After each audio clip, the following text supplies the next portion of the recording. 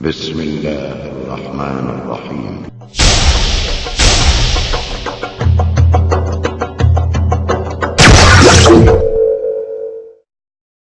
من الشيطان الرجيم. بسم الله الرحمن الرحيم.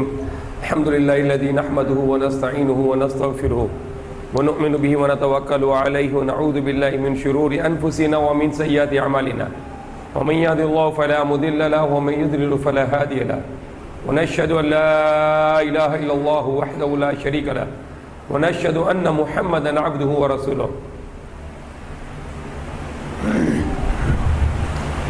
وقال الله تعالى: أعوذ بالله من الشيطان الرجيم. بسم الله الرحمن الرحيم. قل هو الله أحد الله الصمد لم يلد ولم يولد ولم يكن له كفوا أحد.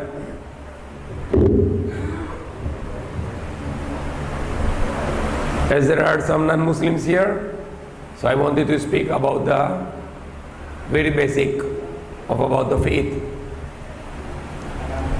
Yung mga non-Muslim dito, so I am going to speak about the most important thing, which is the faith, pananampalataya. And I try to speak some in Tagalog, inshallah. Yung pinaka-importante sa Islam, maniniwala tayo sa isa lang Diyos. Sabi ng Allah sa Quran, Qul huwallahu ahad, sabihin mo siyang Allah nag-iisa. In lahat ng mga Catholic, all the Catholics, they say also there is only one God, only one God. But tatlong persona. So there's not one, hindi pwede one yan.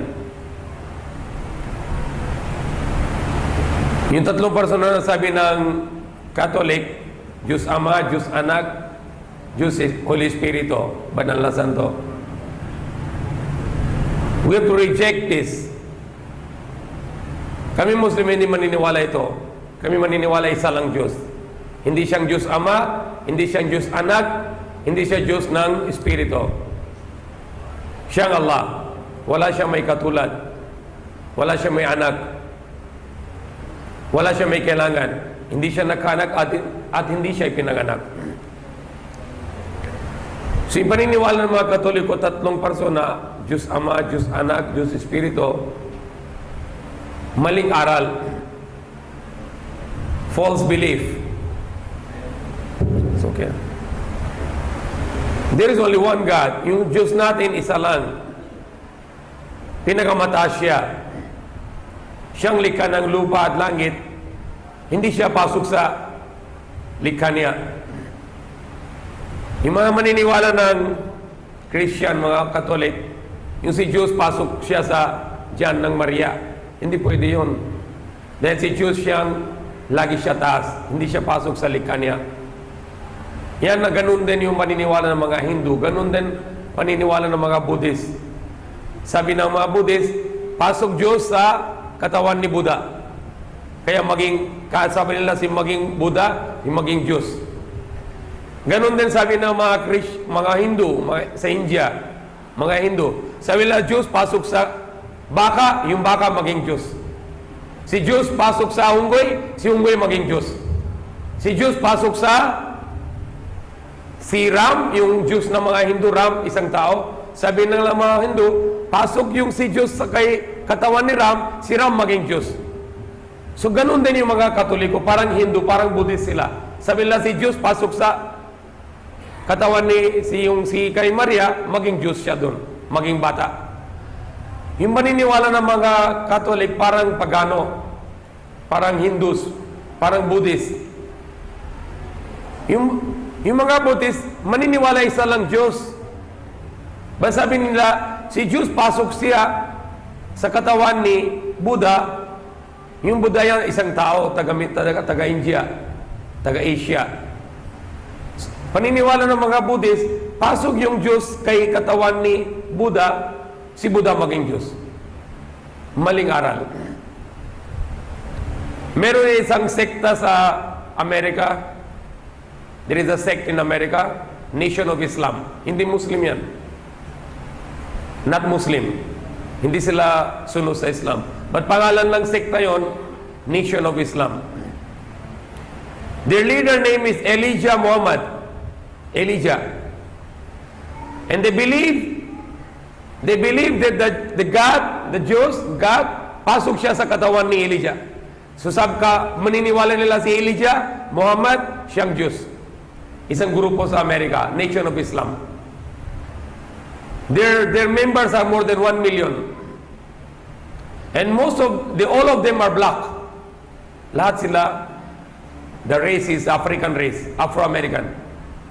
They are more than 1 million people, their members, and their name of their sect is Nation of Islam. They believe that God come inside the Elijah Muhammad, their leader, Pinono, taga-Africa din, Afro-American, siya maging Jews na yun. Sa kala nila, maniniwala nila. Hindi sila Muslim yan. Wala silang relation sa Islam. Disbeliever sila. So if anybody believes na God will incarnate, there is a disbelief. There's disbelief.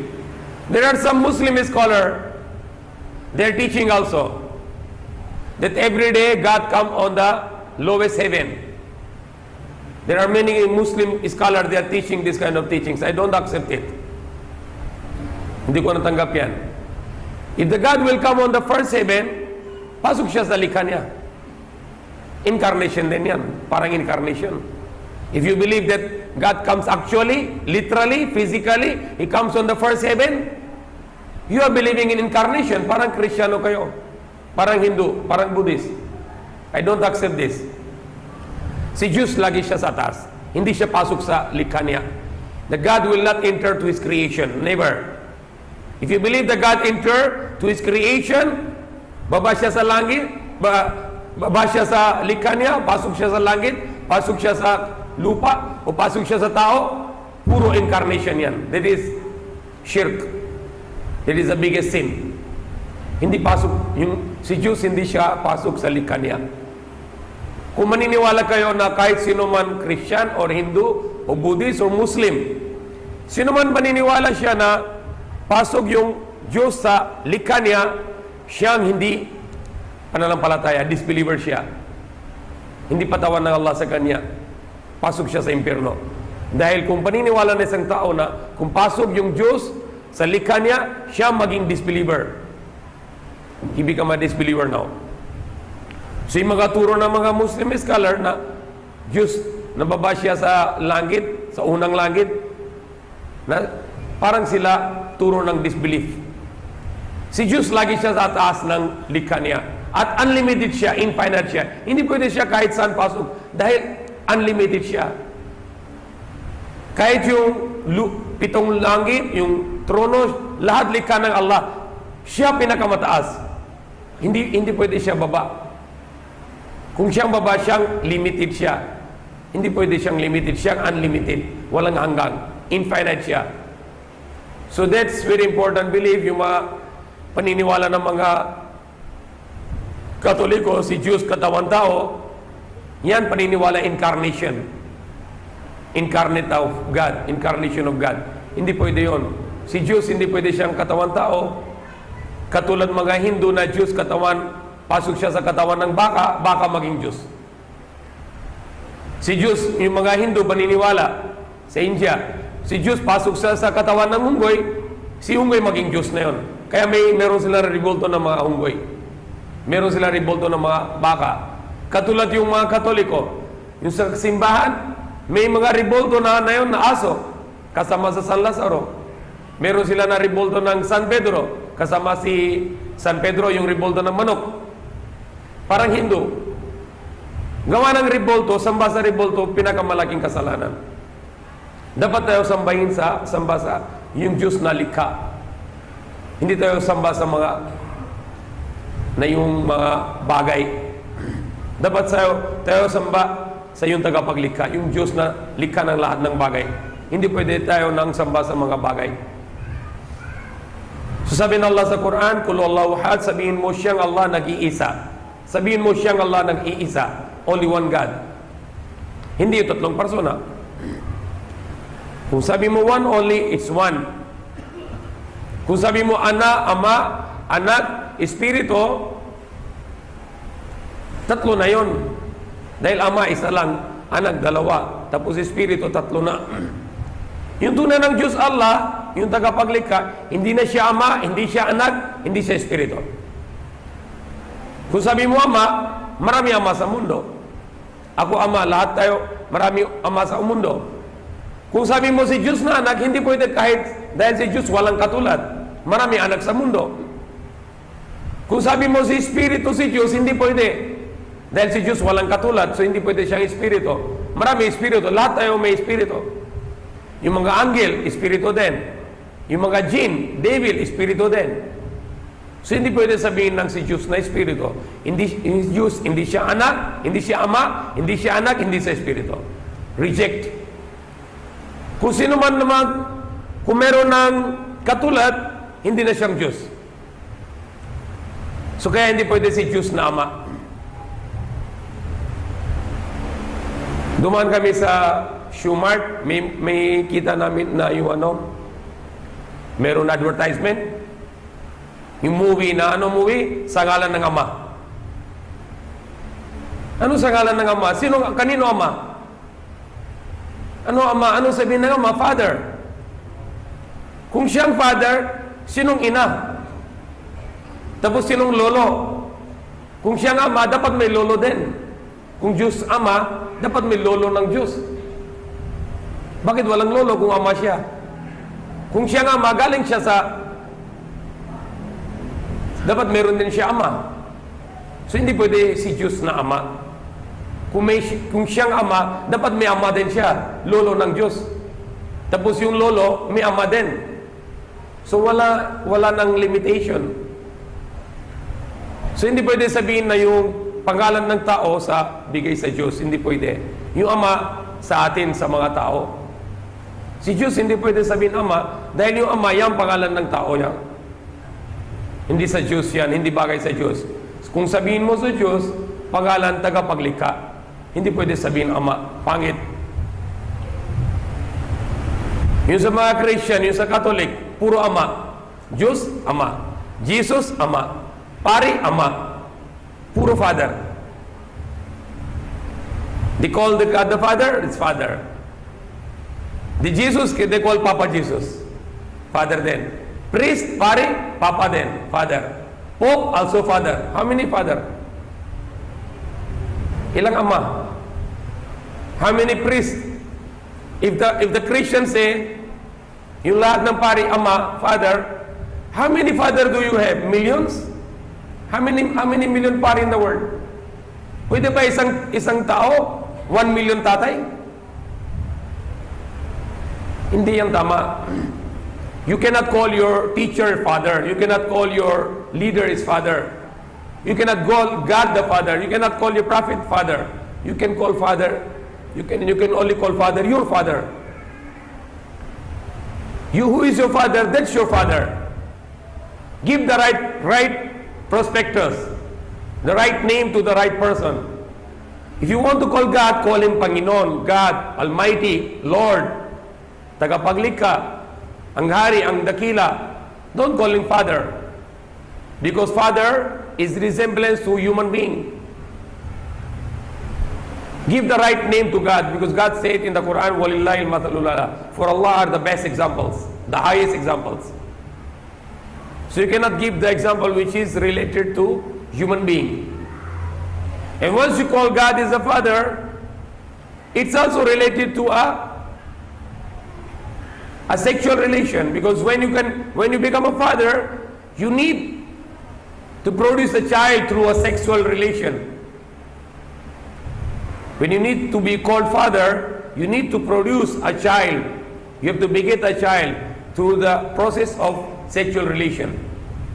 So that is another big problem if you call God as the father, because you are attributing Him attribution of a male parent. Siya maging lalaki ng magulang ng lalaki. There's another big problem, because father is masculine and the mother is feminine. So the Christians, they need to learn a good attitude, a relation between God and the slave. What should be your relation with your God? Not to use the word father and you are the children, no. He said in the Quran, وَقَالَتِ الْيَهُودُ وَالنَّصَارَى نَحْنُ أَبْنَاءُ اللَّهِ وَأَحِبَّاؤُهُ. And they say, the Jews and the Christians, we are the children of God. We are the children of Allah. And we are His loved ones. قُلْ فَلِمَا يُعَذِّبُكُمْ بِذُنُوبِكُمْ. Say to them, then why He punish you for your sins? If you are the children of Allah, bakit siya parusa sa inyo?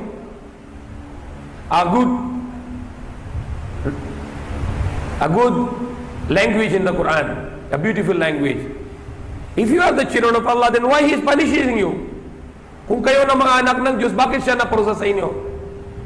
Because He's punishing you, so it means you are not His children, you are only His slaves. Kayo lahat, mga alipin. So the beautiful language of the Quran. Also one more language in the, one more similar saying. قُلْ إِنْ كَانَ لِلرَّحْمَنِ وَلَدٌ فَأَنَا أَوَّلُ الْعَابِدِينَ. A beautiful ayah that can open the hearts of the people. And then the continuation of the ayah, that nobody is the son of Allah.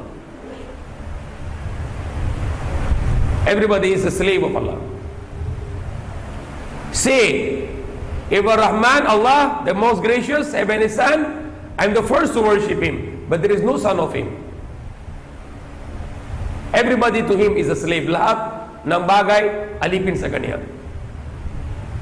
Whatever in the heavens and the earth, they are all slaves of Allah. And Allah is not going to penetrate in His creation.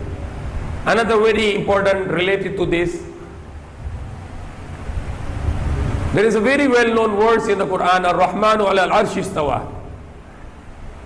And we don't know the meaning of istawa. But many people, many translators, they translate the istawa is rose over. I don't know what is the meaning rose over before. Just now I knew that. Rose is the past tense of rise. Rose is the past tense of rise. And rise is going up. Akyat. And there is a translation of the translator, but now I understand it cannot be translated like that. Rather we say, we don't know the translation of this. What is the meaning of this? Ar-Rahman ala al-Arsh istawa. If you say the meaning is rose over or the rise over, it means Allah was down and now He go up. He's not Allah anymore. Because He's limited. He's inside His creation. He stayed inside His creation and now He went up. That is problem now. You are also believing in incarnation. So we will not say this. Allah is outside His creation all the time. He never get inside His creation. That's our faith. Because if you believe that Allah comes inside His creation, that's incarnation and that's called the pantheism. Pantheism. Wahdatul wujud. We don't believe in pantheism. We don't believe that Allah will come inside His creation. Allah is outside His creation and above His creation all the time. So what could be the meaning of Ar-Rahman ala al-Arsh istawa? It could be the meaning, it could be, I'm not sure, it could be the meaning that Allah is taking control, the rule of the universe. The throne is substituting that He is controlling the universe. If there is actual throne, then He is controlling the universe through that throne. For example, if you say Nonoy Aquino on the throne now, it doesn't mean there is a throne and the Nonoy Aquino has to sit on the throne. It's a idiomatically term which means that He controls the country. So Allah has controlled the creation. That's the meaning of Ar-Rahmanu ala al-Arsh istawa. Allahu alam. That could be the meaning. But if you say literal meaning that Allah was down, now He go up, big problem. You are already believing in incarnation because God was inside His creation. That is shirk.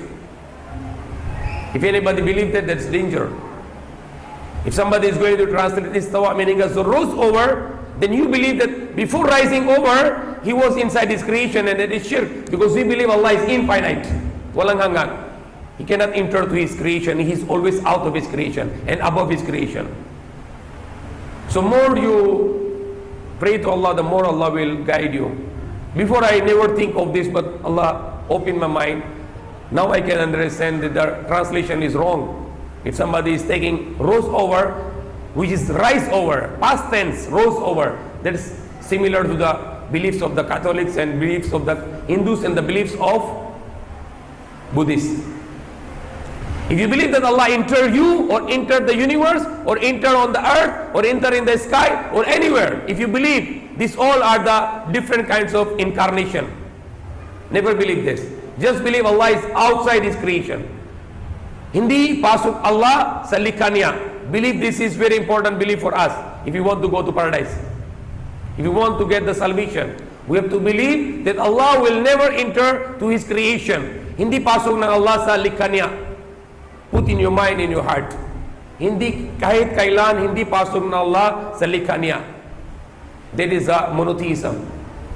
And if you believe that pasok Allah sa likhanya, that is pantheism, which called the incarnation. So it's same thing. The Christian believe that the God enter inside the Spirit of God, and the God enter inside Jesus, and Jesus become God. It is the same thing if you believe God enter on the universe. God incarnated inside His universe. But it is the same belief that the Hindus believe that God enter in the cow and monkey, and the cow and monkey become gods. It's the same belief. If you believe that God entered to His creation, you are same category with Hindus, Buddhists, and Christians. Hindi pasok ng Diyos sa likhanya. That is the bottom line. You have to put in your heart, in your mind, that God will never enter to His creation. He will be out of His creation. And it is the meaning of Subhanallah also. Subhanallah, that Allah is free from all defects. Allah is free from all resemblances to His creation. Allah is free from to mix up with His creation. Subhanallah. So that was very important topic. And I will be going to speak next week also the same. That we don't believe in pantheism. There is some Muslim sects. For example, the Sufism. You know the Sufis. The Sufi is called in English is mystic. The Sufism, they believe in the same thing. That if you become very religioso, and then God will enter your heart. The God will enter your heart. Shirk, that is bawal. If you believe this, you are not a believer. You are a disbeliever. God will never enter to your heart. Literally or physically, no. His remembrance will come in your heart, and you remember God in your heart, but not God Himself will enter your heart. Because if He will enter your heart, then He is not God anymore. He is a limited being. We believe in the God is infinite, walang hanggan, and lagi siya sa labas ng likha niya. And above His creation, sa taas ng likha niya. So that is mistakes of the Christians, and they were mistaken because of when the literature said the ruhana, it's a word in the Quran, ruhana, our soul, kala nila kaluluwa ni Allah. Hindi yun tama. Sabihin ng ruhana, yung kaluluwa likha ng Allah. May salita yan sa Quran, ruhana, our soul. So you can get it in a wrong way. Kung kala mo ruhana sabihin na ito, kaluluwa ni Allah, espiritu ni Allah, shirk, mali. Sabihin ng ruhana, our soul, our spirit, meaning our spirit is not the spirit of God. Our spirit meaning the spirit created by God. Yung espiritu likha ng Allah, yang sabihin ng our spirit. Hindi sabihin ng si Diyos na may espiritu. Yang ng reason of the misguidance of the Christians, they got it wrong way. If God said our light, it doesn't mean the light of Allah. Our light, the light created by Allah. Nurana. The light created by God. But there are many Sufi, they were misguided because of the misinterpretation. When you say the Nurana, it's meaning that light, not the light of Allah Himself, but it's meaning the light created by Allah. So Ruhana means, it's not the spirit of Allah, it's meaning the spirit created by Allah. Yung espiritu likha ng Allah. Yang sabihin ng Ruhana. But the Christians were misguided because of that word. And this word is still in the Quran. And we know the meaning of Ruhana is Espiritu ng Allah. Ano sabihin ng Espiritu ng Allah? Espiritu likha ng Allah. Yang tamang translation. Espiritu likha ng Allah. So Espiritu isang likha ng Allah. And what is the meaning of Espiritu? Yun ang tatlo sabi ng Christian, Ama, Anak, Espiritu. Yung Espiritu Santo, siyang isang anghel. Siyang papunta kay Maria, katawan tao. Hindi si Diyos, katawan tao. Siya papunta kay Maria, dala siya ng yung news, good news, na magbuntis siya kahit wala pa siya asawa. So dala siya ng yung utos ng Diyos, mangyari buntis na siya. So yung Espiritu, Anghel Gabriel. Yung anak, siyang anak ni Maria. Likha ng Diyos galing sa Maria, wala siyang tatay. Miracle ng Diyos. Katulad si Adam, walang tatay, walang nanay. Si Jesus may nanay, walang tatay lang. At yung si Ama, hindi siyang Ama, siyang Allah, siyang tagapaglikha. Hindi pwede sabihin siyang Ama. So wala na yung tatlong persona. Isa lang. Yung Allah. Hindi siya Ama. Wala siyang anak. Hindi siya Espiritu. Wala siyang katulad.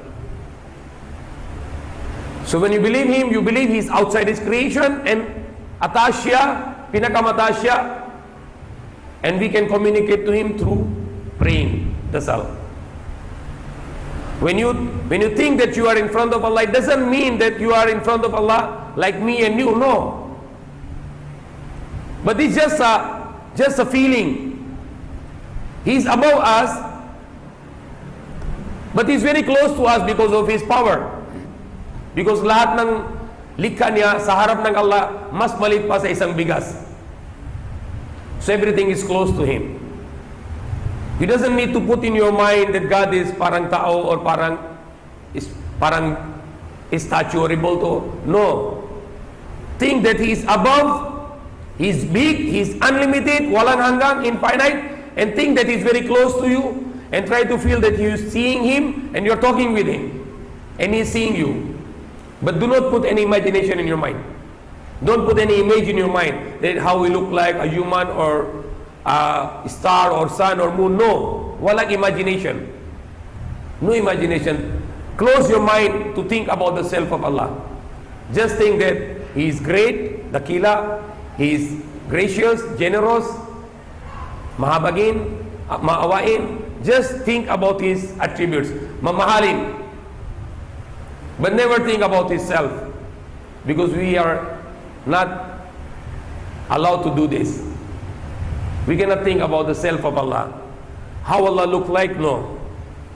We just believe that He is great, ang dakila, ang hari, ang banal, pinagamahabagin, pinagamaawain. But never think about His self. And just think that He's close to us. Whatever we say in our words, whatever we think in our heart, He heard everything. And He can account for that. And if we try to close to Him, and He's very close to us. And whatever we supplicate to Him, panalangin, lahat siya na makinig. And He knows and He answers all those. So, Allah is the one to whom we fear, takot tayo. To whom we love, mahal tayo sa Kanya. And to Him we are friends. Allah is our friend. Allah is kaibigan natin. He's our friend. We love Him, we fear Him, but we have a respect between us and Him. If you complain something, you become a disbeliever. Kung may subok and then somebody complain, hindi pwede. Even though He's our friend and we love Him, but we have a big respect between us and Him. Hindi pwede sabihin ng masama. Sometimes some people, they started to complain if there is a crisis. Kung may complain sa Diyos, parang disbeliever. We have to ask His help. We have to ask for the mercy. And He will get you out from our trials. To just be patient and continuously praying and pray to Allah to strengthen us to success in our trials. So that's all, inshallah. If there is a question, I can answer.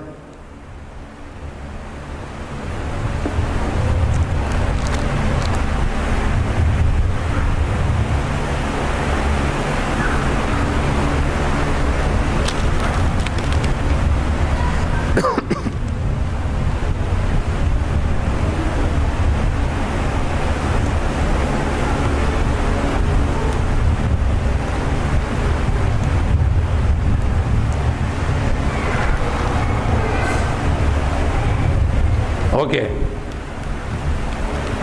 There is three questions here. The number one, why Allah is God? Okay. Allah is the one of the name of God, and that is the name given to the prophets. Even if you get any Bible, need to maybe fix something, this problem, noisy. Even in the Bible, if you go and check the Arabic Bible, and you open the Genesis, first page.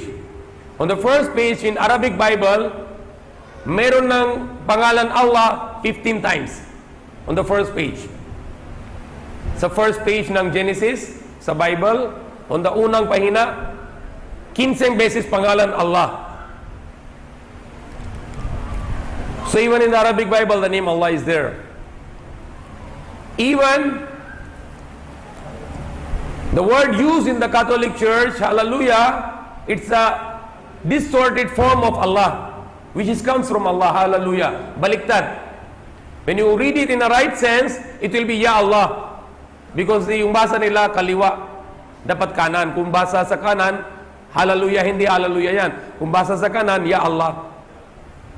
Yung tamang doon ng salita na kinuha nila sa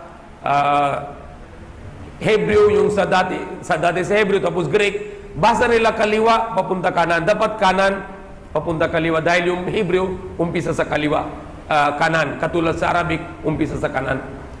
Kung basa sa kanan, yung hallelujah, Ya Allah. So true name of God is, one of the name of God is Allah. The Prophet Abraham or Prophet Moses, they all call him Allah. Even Prophet Jesus called God is Allah. So that is one of the popular, one of the very well-known name of Allah. One of the very well-known name of God is Allah. All the prophets, they use the name Allah. And this is not only the name of Allah. Because Allah said in the Quran, وَلِلَّهِ الْأَسْمَاءُ الْحُسْنَى فَادْعُوهُ بِهَا. For Allah are the best names. So invoke Allah with those names. The second question is, Isaac is the son of Abraham. Is God gifted to Abraham? Sarah is the mother of Isaac. Hagar is the mother of Ismail. Hagar is a servant of Sarah. How comes they honor Ismail? So, being a first of all, I'm not sure if the Hagar was a servant of Sarah, but even though if she's servant of Sarah, nothing problem. No problem, because we respect housemates. Kung may isang example, kung isang Muslim dito na he is thinking the janitors or the housemates, yung mga mahirap na mababang tao, hindi siya Muslim. Mayabang siya. Sabi na Prophet Muhammad SAW, hindi pwede pasok mayabang sa paraiso. So we don't have any problem with this. Kung kahit si Hagar mate ni Sarah, wala na problem to. Because if Allah makes you a mate, nothing problem with this. You have to thanks to that. At least you are doing a good job. Not cheating people, not hurting people, hindi ka magnanakaw. Maid is better, mas maganda yung maid sa mga tao na magnanakaw. Dahil yung maid, working halal, working hard for earning money. So, kung si Hagar, kung si siyang katulong ni Sarah, wala na problem to, nothing problem. If you believe that being a maid is something low, then you have a problem with your heart. You are mayabang. It is not good to be mayabang. Because we don't have any problem with this. For us in Islam, we respect the maids, we respect janitors. Example, yung mga janitors sa mall. I saw the one janitor sa mall, sa CR, sa toilet. Linis siya doon, sa public toilet sa mall.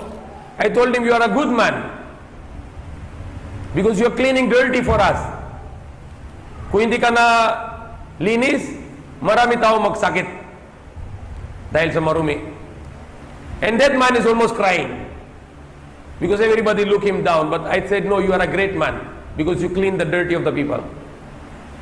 And I make dawah to him. And he was crying with tears. Because it hurts it touches his heart. So being a maid or being a janitor or being any job is hindi mga loko-loko. Ano yung masamang job? Mga loko-loko. Cheating people or doing bad things. or doing magnanakaw. So being a maid is nothing problem. Isaac is also son of Ibrahim. So of course, we believe that Isaac is the son of Ibrahim. Of course. Yung si Isaac, anak ni Abraham galing sa Sarah. Yung si Ismail, anak ni Abraham galing kay Hagar. But yung si Ismail, panganay. Dahil unang buntis si Hagar. Noon si jealous si Sarah kay Hagar, dala ni yung utos ng Allah kay Abraham, dala siya kay Hagar tsaka si Ismail sa dun sa Arabia, sa Makkah. So yung panganay si Ismail, susunod na anak ni Abraham si Isaac. Galing sa Isaac, maraming propeta katulad si Solomon, David, Zachariah, Jesus, lahat galing kay Prophet Isaac. Si Joseph, Jacob, Joseph, Yusuf. Yung galing kay Ismail, yung huling propeta si Muhammad. After more or less 5,000 years, 5,000 taon, pinanganak si Prophet Muhammad, galing kay Ismail. So yung si Jesus at si Prophet Muhammad, anong relation nila? Pinsan. Because yung grand-grandfather ni Jesus is Isaac. At yung grand-grandfather ni Muhammad, Ismail. So Ismail at si Isaac, kapatid. Isaac at si Ismail, magkapatid. Isang tatay, si Abraham. Ibang nanay, si Hagar at si Sarah. So, si Jesus at si Muhammad, pinsan sila. They are cousins by relation. Because they are from Isaac and Ismail. Si Jesus galing kay Isaac, and Prophet Muhammad galing kay Ismail. At si Isaac at si Ismail, magkapatid. So we believe that the Prophet Jesus and Prophet Muhammad, they are cousins, pinsan. Okay, so these are the three questions. How the Quran book 7?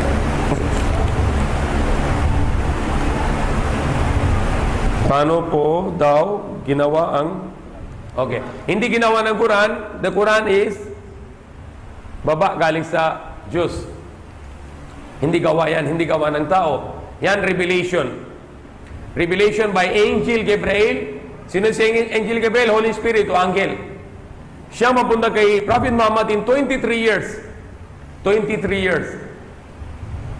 23 years. Minsan-minsan siya dala ng revelation. Sulat na mga kaibigan ni Prophet Muhammad sa buhay niya. Kompleto ng Quran, 23 years. Sa Quran yan, 6,626 verses. Versikulo. 6,626 versikulo or the verses. Ayat. And 114 chapters. And lahat ng mundo isa lang Quran. Hindi katulad ng Bible, marami. Katulad ng Catholic Bible, 73 books. Yung Born Again Bible, 66 books. Yung Bible ng Jehovah's Witness, iba. Yung Bible ng Jimmy Swaggart, iba. Good News. Iba-ibang Biblia. Hindi katulad sa Quran, isa lang Quran. Yung Biblia, iba-iba. At wala nang original sa Biblia. Sa Quran may original. Yung pinadala ng Allah sa Arabic, meron Arabic Quran. Yung katulad sa Biblia, yung lahat ng libro sa Biblia, wala ng original. Yung original dapat Hebrew at mga Aramaic. Yung Injil, yung Evangel, galing kay kaibigan ng Allah kay Jesus Christ, Prophet Jesus, was in Aramaic. Yung Torah, binigay ni Allah kay Prophet Moses, Hebrew, wala ng original. So Quran is still original. Anywhere in the world, only one Quran, isa lang Quran. Yung original Quran sa Arabic. Yung mga translation, meron maraming translation, Arabic, English, Tagalog, Chinese, Spanish. Hindi yan Quran. Yung Quran, isa lang sa Arabic. Original. Word to word. Walang palit. No changes. Okay, inshallah.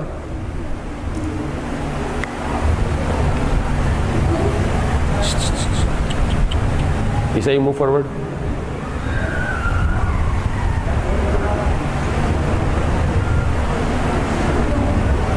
Yes. Hi, Islam.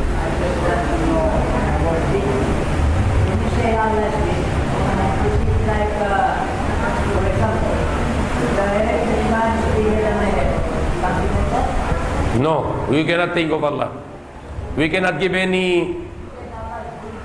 Allah is unlimited, infinite, walang hanggang. We cannot think of Allah.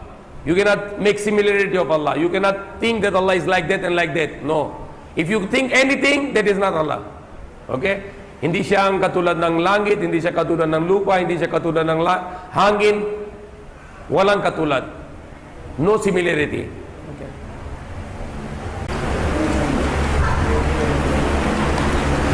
Okay, I'll inshallah the next speaker can speak. I'll make dua inshallah. Subhanallah, alhamdulillah, Allahu akbar, la ilaha illallah, Allahumma salli ala Muhammadin wa ala alihi wa sahbihi sallim. Rabbana atina fid dunya hasanatan wa fil akhirati hasanatan wa qina adhaban nar. Amin. Our Lord, give us good in this world and the good in the hereafter, and save us from hellfire, and enter us in Jannatul Firdaus in paradise. Amin. Alhamdulillah.